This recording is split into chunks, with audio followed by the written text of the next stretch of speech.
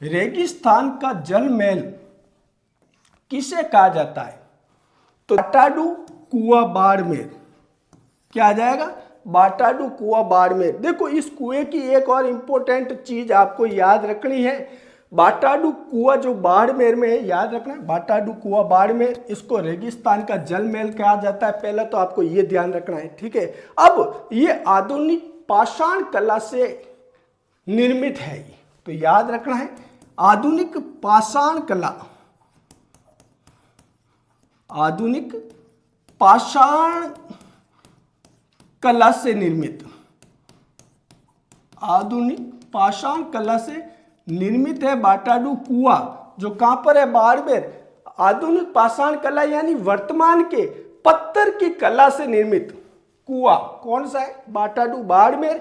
तो वर्तमान में आपको मालूम है संगमरमर का प्रयोग है। तो आधुनिक पाषाण कला में जो ये बाटाडू का कुआं है वो संगमरमर से बना हुआ है। किससे बना हुआ है? संगमरमर से।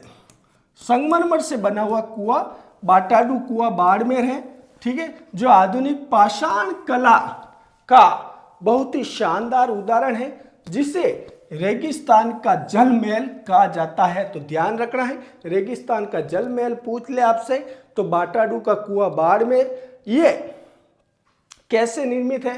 तो आधुनिक पाषाण कला से निर्मित है और संगमरमर से बना हुआ है। आगे अगला प्रश्न देखिए, निम्न में से कौन सी बावड़ीय स्थान सुमेलित है? यानी इसमें से कौन सा सही है?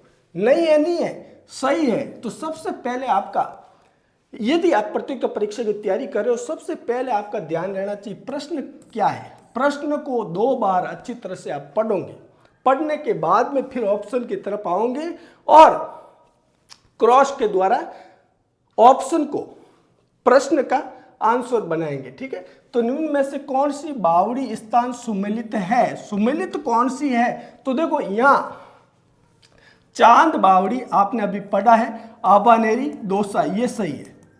चांद बावड़ी आबानेरी दौसा स्टार्टिंग में मिल गया तो अपन को नीचे तक जाने का काम ही नहीं पड़ा।